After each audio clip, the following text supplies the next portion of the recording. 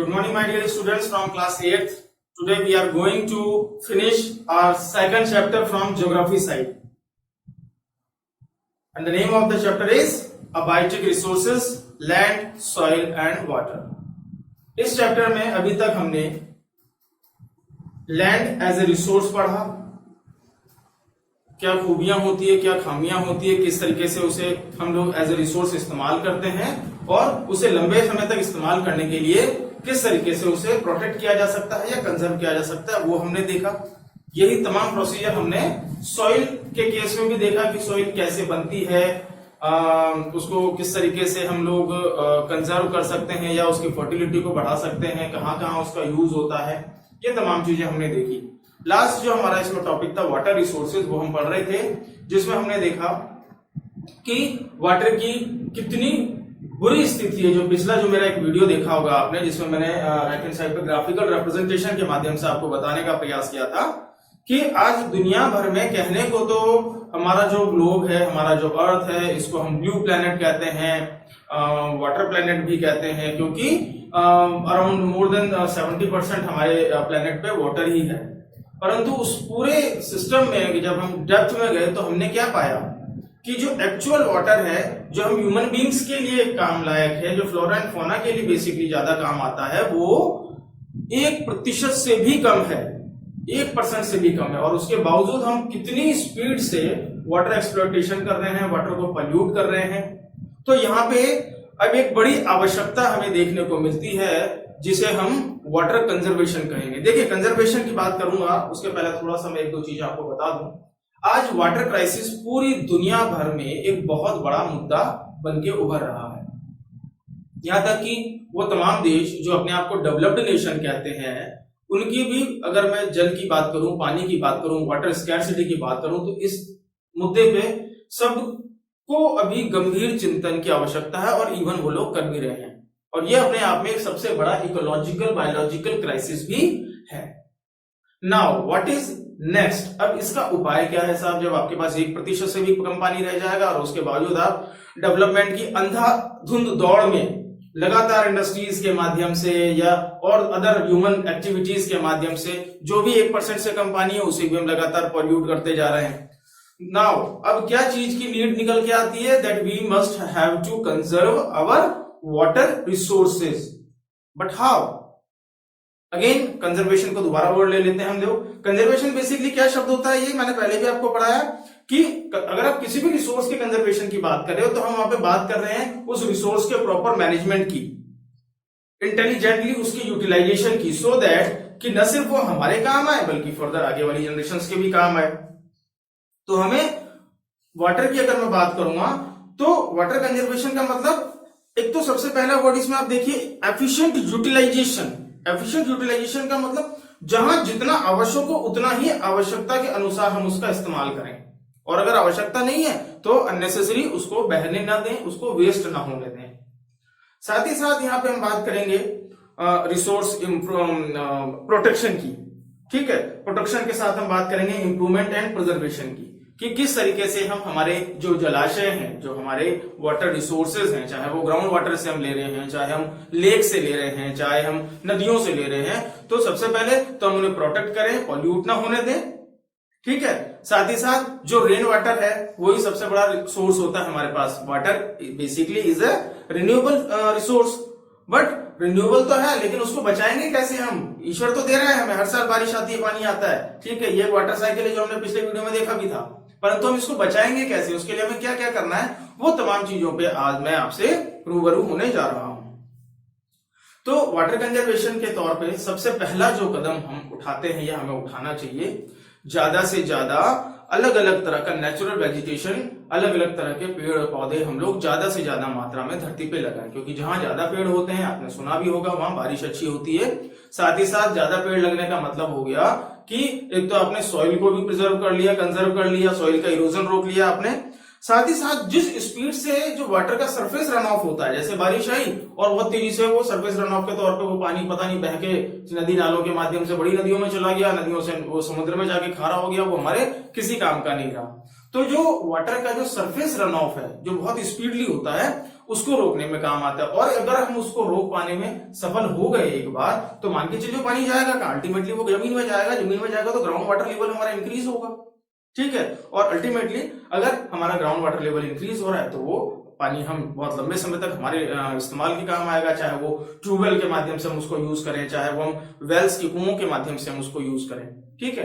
तो एक पॉइंट हमने क्या देखा कि हमें ज्यादा से ज्यादा मात्रा में नेचुरल वेजिटेशन को अर्थ पे बढ़ाना होगा, हमें ज्यादा से ज्यादा पेड़ लगाने होंगे। My second point is impound water resources by making check dams. अब चेक डैम्स किसको कहते हैं? एक तो आपने डैम देखे होंगे, आप गांधी सागर कभी गए हो, या कोटा बैराज आपने देखा हो, या और कहीं देखा हो आपने, या टेलीविजन वगैरह में हम लोग अक्सर देखा करते हैं, ठीक है। बड़े बड़े डैम होते हैं, भाखड़ा नांगल हो गया या हीराकुद डैम, इनके जिक्र भी आपने सुने होंगे। चंबल भी इटसेल्फ अपने आप में बहुत बड़ा डैम है आपका, गांधी सागर हो गया, या रावत भाटा में भी है, देन आफ्टर कोटा बैराज हो गया, ठीक है। तो ये तो हो जाते हैं बड़े डैम्स। पर आपने कभी रस्तों में कई जगह पे आपने देखा होगा कि छोटे, जिनको अपनी आम भाषा में, हमारे यहाँ की भाषा में खाल बोलते हैं ना, कि बारिश आ जाती तो खाल मतलब नाले जो होते हैं उनमें भी अचानक से बहुत तेज पानी आ जाता है और बहुत अच्छा खासा बहाव होता है, बहुत बड़ी क्वांटिटी में पानी उनके अंदर होता है। तो उनके लिए जो छोटे छोटे डैम्स या छोटे छोटे डैम स्ट्रक्चर्स बना दिए जाते हैं, जैसे अलनिया माता जी में आपने देखा होगा 3-4 जगह पे वो स्ट्रक्चर है, जबकि वहां पे कोई नदी नहीं है, बट उसके बावजूद भी उन्होंने उस स्ट्रक्चर के माध्यम से इतना पानी वो लोग रोक लेते हैं कि वो पानी साल भर काम आता है। वहां के आसपास के लोग इरिगेशन भी करते हैं उससे, और वहां पोर्टेबल वाटर के तौर पर भी इस्तेमाल होता है, साथ ही साथ वहां के जानवरों को भी पानी मिल जाता है। तो ये एक तरीका है, चेक डैम एक ऐसा तरीका है जहां पे जो सरफेस रन ऑफ जो होता है वाटर का, न सिर्फ हम उसे रोक पा रहे हैं बल्कि धीरे धीरे करके हमारा ग्राउंड वाटर लेवल भी इंक्रीज कर रहे हैं। तीसरा जो बहुत ही जरूरी है, शहरों में तो बहुत ज्यादा इसकी आवश्यकता पड़ने लगी है, इवन अब तो लोग इस बारे में काफी जागरूक भी हो गए हैं, that is rain water harvesting. अब रेन वाटर हार्वेस्टिंग क्यों आवश्यक है बेटा, समझ हो जा रहा है इस बात को। बहुत बड़ी तादाद में शहरों में, गाँव में, सब जगह बारिश हुई, हमारी छत पे पानी आया, छत पे पानी आया, वो निकल के नीचे पाइप से नालों में गया और वो बहता हुआ वेस्ट हो गया।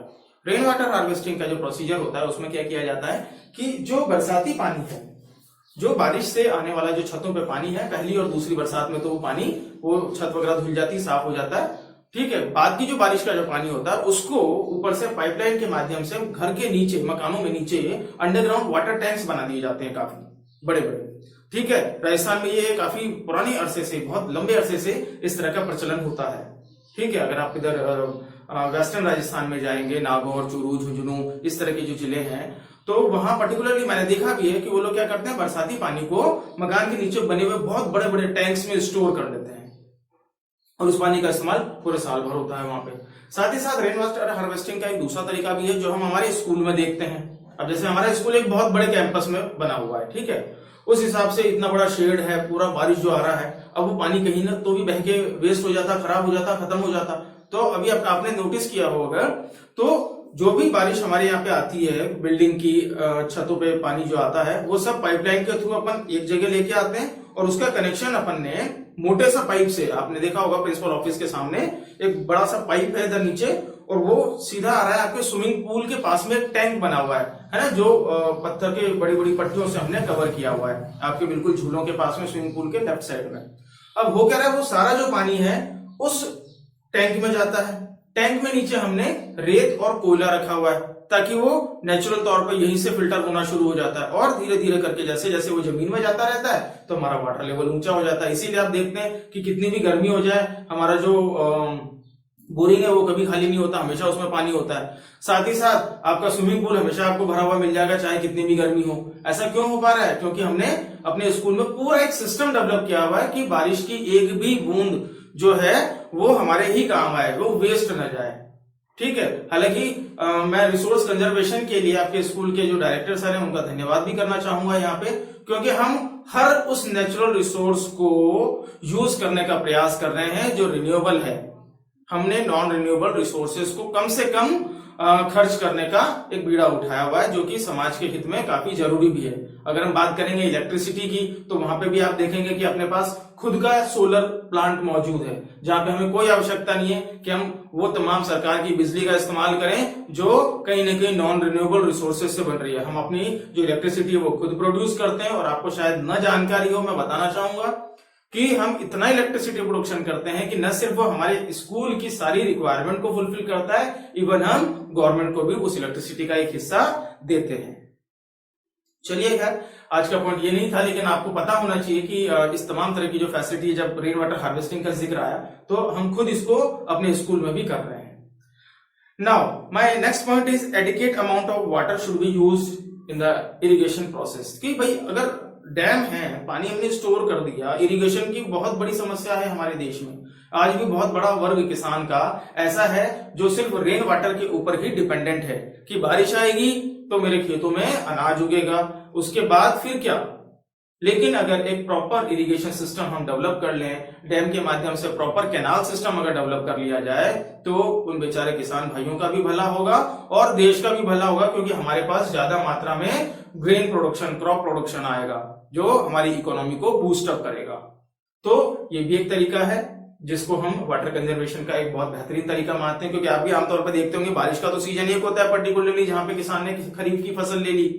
देन आफ्टर रबी की फसल के टाइम पे क्या, तो रबी की फसल जो ज्यादातर हिस्सों में होती है वो इन कैनाल सिस्टम के माध्यम से ही होती है। हावेवर थोड़ा बहुत ग्राउंड वाटर लेवल भी होता है उस समय तक, तो कुछ वो काम आ जाता है और कुछ हमारा कैनाल सिस्टम हेल्प करता है।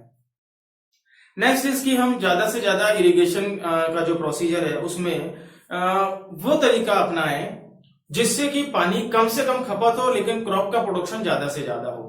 और ऐसा कब किया जा सकता है, आपने साइंस में भी पढ़ा होगा। इसके लिए स्पेशली जो एरिड एरियाज हैं, एरिड एरियाज की बात अगर मैं करूंगा, वो सूखे प्रांत की बात करूंगा मैं यहाँ पे, जो जयपुर के बाद का उधर का जो आपका शेखावटी जोन चला जाता है। हावेवर अब तो अपने खुद के इलाके में कोटा, झालावाड़, बारां, बूंदी, इस तरफ भी इस तरह की फैसिलिटीज का इस्तेमाल किसान कर रहा है। दैट इज जिसे हम क्या कहते हैं, स्प्रिंकलर सिस्टम या ड्रिपिंग सिस्टम, जिसके माध्यम से क्या होता है कि पानी पहले क्या होता था, बोरिंग चला के छोड़ दिया, बह रहा है पानी साहब खेतों में, जितनी आवश्यकता नहीं उससे ज्यादा ही जा रहा है। कुछ स्थानों पर पहुंच ही नहीं पा रहा, जो थोड़ी सी ऊंची लैंड है वहां तक तो पानी पहुंच ही नहीं पा रहा। स्प्रिंकलिंग सिस्टम के माध्यम से क्या होता है कि पाइप के द्वारा पूरे खेत में पाइपलाइन बिछा दी जाती है और उस पर फव्वारे लगा दिए जाते हैं। जैसे ही प्रेशर से पानी इधर छोड़ा जाता है तो वो बिल्कुल वो फव्वारा घूमता होगा, आपने डेफिनेटली देखा होगा, अपने इलाके में भी काफी जगहों पे इसका इस्तेमाल हो रहा है। तो उससे क्या होता है कि खेत की जो सॉइल है वो उसकी फर्टिलिटी बरकरार रहती है, उसमें मॉइस्चर बना रहता है और अननेसेसरी पानी का मिसयूज नहीं होता। ऐसे ड्रिपिंग सिस्टम में, गार्डन्स वगैरह में ये सिस्टम इस्तेमाल किया जाता है, जहां पे कि पूरी पाइपलाइन बिछा दी जाती है, उसमें छोटे छोटे से होल कर दिए जाते हैं, तो वो बूंद बूंद पानी पौधों की जड़ों में जाता रहता है। यदि उन्हें एक साथ बाल्टी भर के या बहुत सारा पानी ढोल दिया, वो थोड़ा थोड़ा जो पानी है वो उतना ही पानी पेड़ को चाहिए होता है, तो जितनी उसको आवश्यकता उतना उसको मिल रहा है, बाकी हम लोगों ने बाय डिफॉल्ट उसको बचा लिया। नेक्स्ट अब इंडस्ट्रियल यूज की बात करूंगा मैं। तो इंडस्ट्रियल यूज के लिए जो पानी इस्तेमाल होता है, बेहतर हो कि हम उसमें रिसाइकल्ड वाटर यूज करें। वो पानी जो हमारे द्वारा वेस्ट हो गया है या खराब हो गया है, या जो नालों का पानी होता है, ये सिस्टम हमने अभी पास में जो आपके एक बड़ा मोड़क में मंगलम सीमेंट का जो प्लांट है, वहां उन्होंने बहुत अच्छा सिस्टम डेवलप कर रखा है कि वहां पे जितना भी किचन का या टॉयलेट्स वगैरह का जितना भी पानी होता है वो सब पाइपलाइन से एक पर्टिकुलर जगह पे जाके स्टोर हो जाता है। वहां उन्होंने फिल्टर प्लांट लगा रखा है और उस फिल्टर प्लांट में वो पानी वापस से रिसाइकिल होके वही पानी वापस से वहां के गार्डन्स में इस्तेमाल होने लग जाता है, कूलिंग प्लांट में इस्तेमाल होने लग जाता है। तो अगर हम ऐसा करते हैं तो भी हम पानी को बहुत अच्छे से और बड़े स्तर पे बचा सकते हैं, क्योंकि इंडस्ट्रीज में भी वाटर का जो कंजप्शन है वो बहुत ज्यादा है, जिसपे हमें चेक लगाने की आवश्यकता है, या दूसरे शब्दों में कहूं तो उसे कंजर्व करने की आवश्यकता है। And finally now your responsibility starts की वाटर कंजर्वेशन की शुरुआत हमें अपने लेवल पे घर से भी करनी होगी। हम घर पे भी ध्यान दें कि ऐसा नहीं कि बाथरूम में नल खुला छोड़ दिया, बाल्टी भर रही है और आप आगे इधर अपना मोबाइल चलाने में बिजी हो गए या आप टेलीविजन देखने में बिजी हो गए और पता चला कि कब से बाल्टी भरी जा रही है, तुम्हारी भरती जा रही है, वो पानी बहता जा रहा है, यूज नहीं आ रहा, उसका अननेसेसरी वेस्ट हो रहा है। किचन्स में कभी मम्मी नल खोल के या कुछ काम कर रही हो तो वो इधर उधर निकल गई, तो आपका फर्ज बनता है कि कहीं भी, मैं कहता हूं सिर्फ घर पे ही नहीं, ये आपकी मॉरल रिस्पॉन्सिबिलिटी है कि कभी रेलवे स्टेशन पे भी अगर आप गुजर रहे हो और किसी बेवकूफ ने नल खुला छोड़ दिया हो तो आगे होके जाके कम से कम उस नल को बंद कर दें, कि वो पानी बेशक वो आपने बचाया है, किसी के तो जरूर काम आ रहा होगा। ठीक है, तो एज ए मॉरल रिस्पॉन्सिबिलिटी ये तमाम चीजें हमें देखनी पड़ेगी। गार्डनिंग पे भी आप ऐसा नहीं कि पाइप लगा के छोड़ दिया, गार्डन में पानी बहता ही जा रहा है, जितनी आवश्यकता हो पौधे को उतना ही पानी दें।